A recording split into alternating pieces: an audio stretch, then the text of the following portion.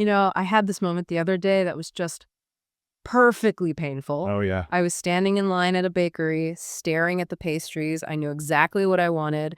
I even ran the script in my head a few times. I would like the almond croissant, please. Subject, verb, object. Perfect. Locked down. I had the grammar. I was ready. And then you got to the counter. I got to the counter. The barista looks right at me, and my brain just blue screened. Nodal system failure. I think I just pointed and kind of grunted that one. It was so humiliating. Oh, I've been there. And the worst part is I knew the English. It was in my head. It just wouldn't come out. That is the classic freeze. And it's kind of comforting to know that even you aren't immune to it.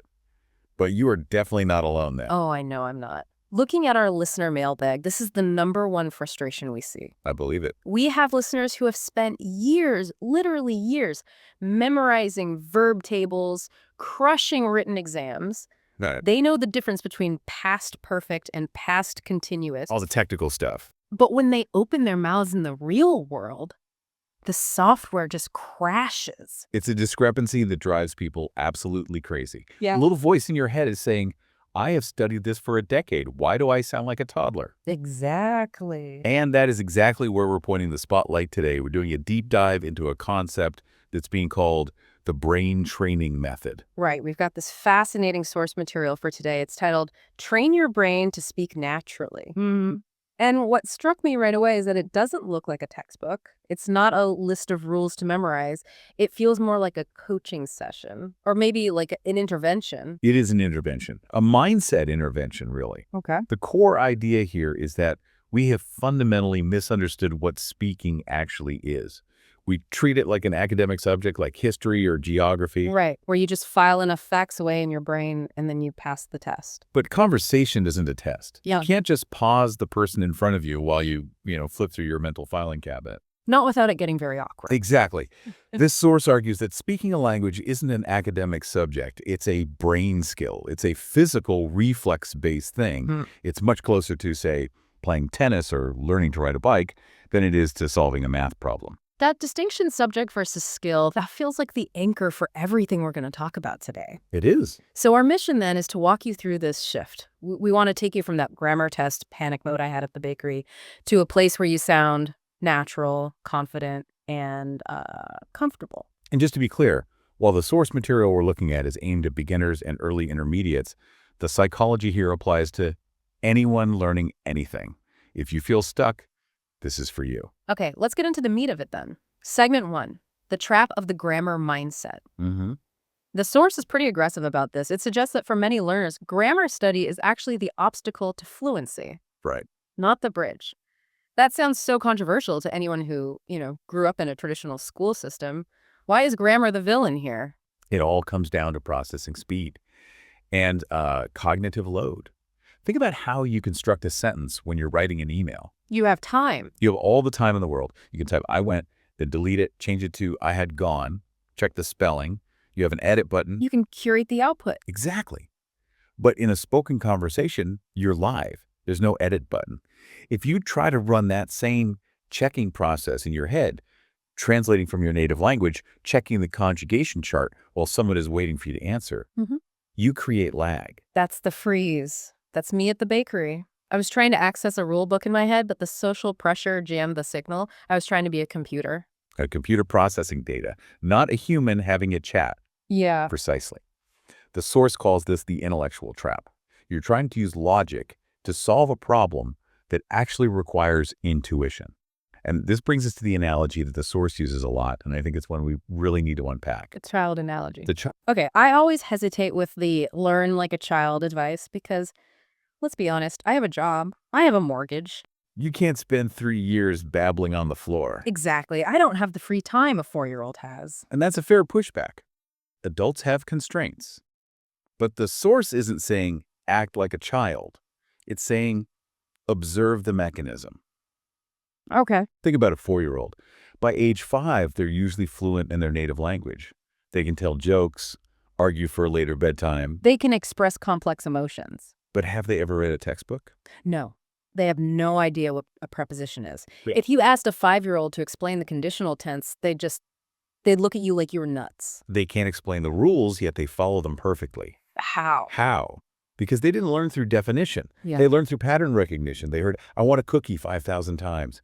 Their brain didn't analyze the grammar. It just calculated the odds. It's statistically calculated that I want is the sound you make when you desire something. It's statistical learning. They absorb the probability of which words sit next to each other. Like red goes before car, not after. They don't know why. They just know it sounds right. Yes. Yeah. It becomes a reflex. Yeah. An instinct. And the source argues, and this is the really hopeful part, that the adult brain is still a pattern recognition machine. We haven't lost that hardware. We just jam it up. We jam it up by trying to be too smart. We try to override the pattern recognition with explicit logic, and that's what slows us down. So we're essentially overthinking our way out of fluency. We're analyzing the water instead of just swimming in it. Okay, so if we're going to stop studying in that traditional sense, what are we doing instead? This brings us to the methodology. The source outlines 3 pillars: listening, repetition, and daily exposure. But let's be specific, because listening is vague. I can listen to a Japanese news station for 4 hours, and I will understand 0% of it. And that would be a complete waste of your time. Yeah. The source is very specific here. It's not just noise Yep. or background sound. It's about specific input. The material itself is designed to be slow, friendly, and easy to follow. Why slow? Well, Isn't the goal to speak fast? I feel like everyone wants to speak rapidly because that's what sounds fluent. Speed is a byproduct of mastery. It's not the method of learning. If you start too fast, you just get overwhelmed. The brain needs time to parse the sounds. So it can map things out. Exactly. When you listen to clear, slow English, your brain starts to hear the rhythm. It starts to hear where one word ends and the next begins. You're turning the instrument. That's a great way to put it. Yeah. You are tuning your ear to the frequency of English. If the input is too fast or too complex, it's just static. But if it's comprehensible, if you get the message, your brain automatically starts acquiring the grammar. Okay, that leads into the second pillar, repetition. Now, this is the part that I think usually bores people. We live in a world of TikTok and 15-second attention spans. Repetition just feels tedious. It feels tedious if you think of it as a chore. But think of it as grooving the path. Moving the past. The source emphasizes that hearing a phrase once does almost nothing. It's like walking through a tall field of grass one time. The grass just springs back up and the path disappears. But if you walk that same path 50 times. You create a trail, No. a permanent neural pathway. You need to hear a phrase until it just sounds right without you having to think about it. Like a song lyric. You don't memorize the chorus to your favorite song by looking at a piece of paper. You just heard it on the radio enough times that you can't forget it. Even if you try, you can't get the lyrics wrong. Exactly. You want your English to feel like a catchy song, not a math equation. That's what we mean by brain training. You're drilling the reflex. Okay. And the third pillar connects this to your actual life, daily exposure. This touches on the lifestyle aspect. The source suggests we need to stop doing these English study sessions, you know, the Sunday ritual, where you sit down with a giant coffee and a textbook for 3 hours. And then ignore English for the rest of the week. Right. That is the binge and starve model of learning, and it just doesn't work. The source argues for a balanced diet approach. The brain needs constant, low-stakes maintenance. 10 minutes every single morning is infinitely better than 2 hours on Saturday. Because it keeps the engine warm. It keeps the patterns active in your working memory.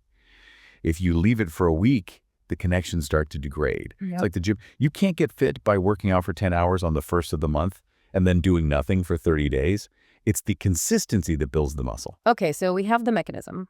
Yeah. A ton of easy listening, repetition to build those reflexes, and daily habits.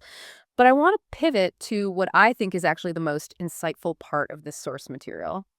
It's not about the technique.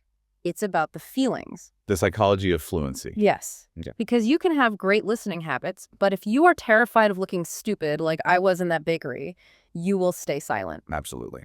And the source spends a lot of time redefining what fluency actually means. This is a huge unlock for people. If you ask a typical student what fluency means, they almost always describe perfection. I am fluent when I never make a mistake. Right. Which is an impossible standard. I mean, I make mistakes in English every day, and it's my only language. I stumble, I use the wrong word, I trail off. We all do. So if perfection is the goal, you will never open your mouth. The source flips the definition.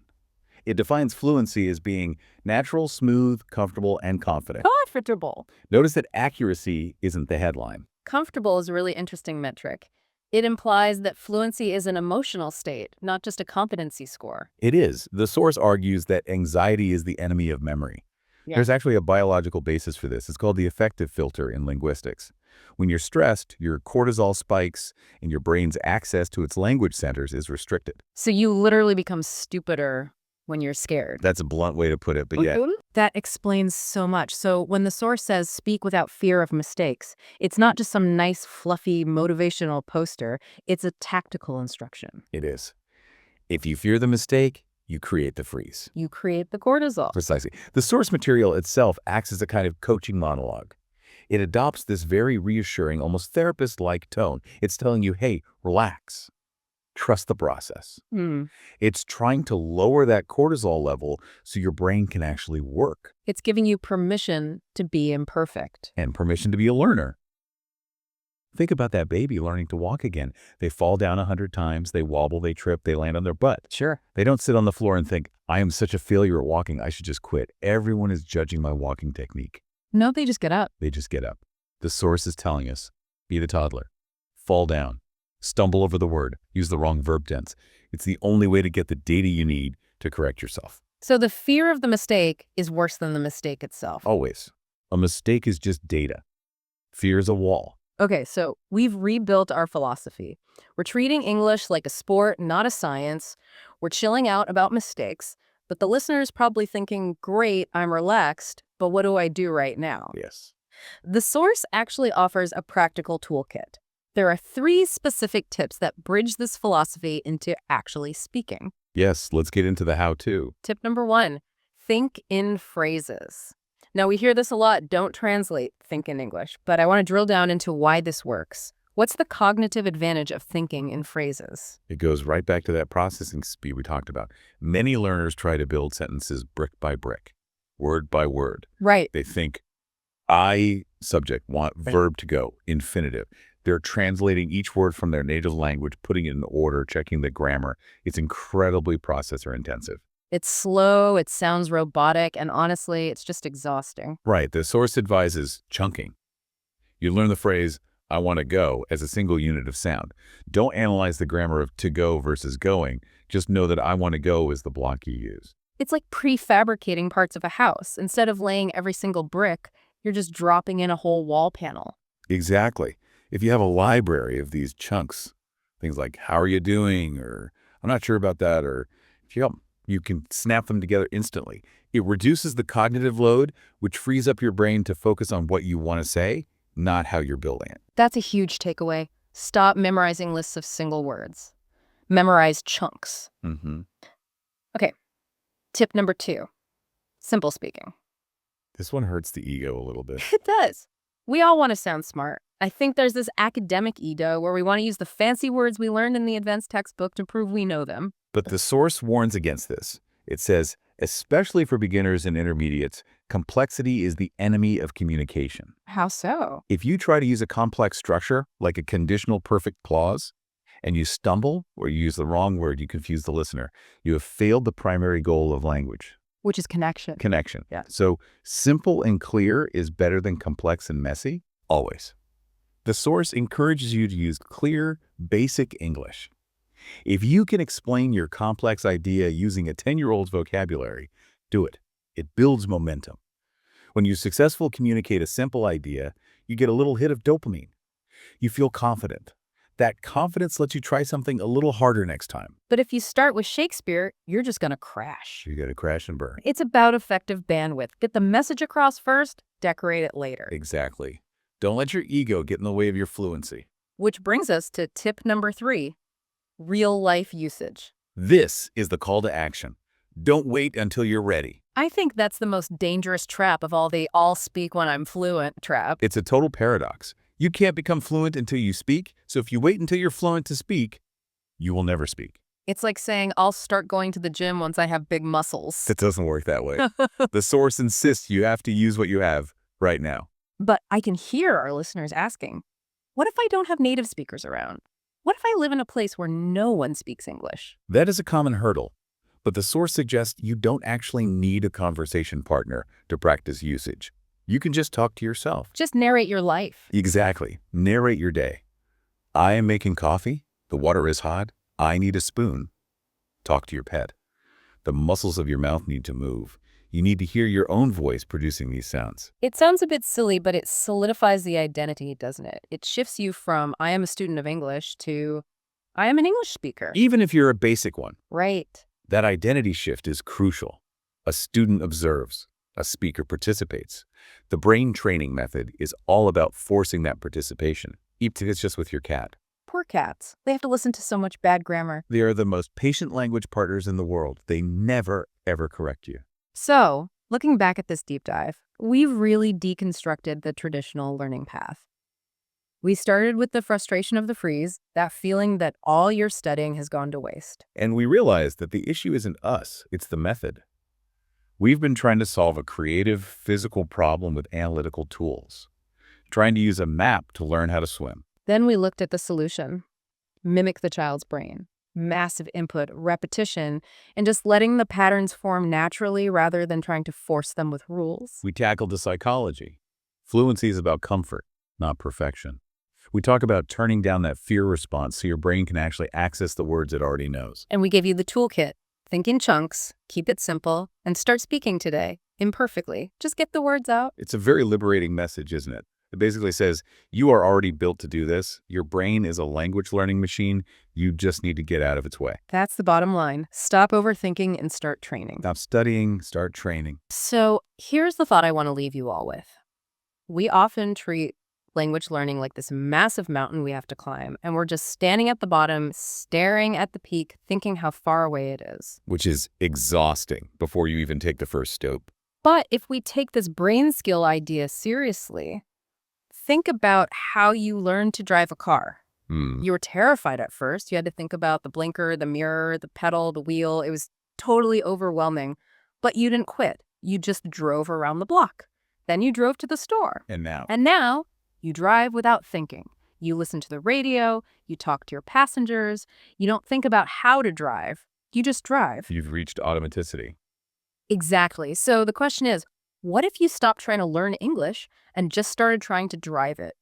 How would your routine change tomorrow if you stopped worrying about the mechanics of the engine and just focused on getting to the grocery store? I suspect you'd have a lot more fun. And honestly, you'd probably get there a lot faster. Something to think about. Thanks for exploring this with us. Keep training that brain. See you on the next deep dive.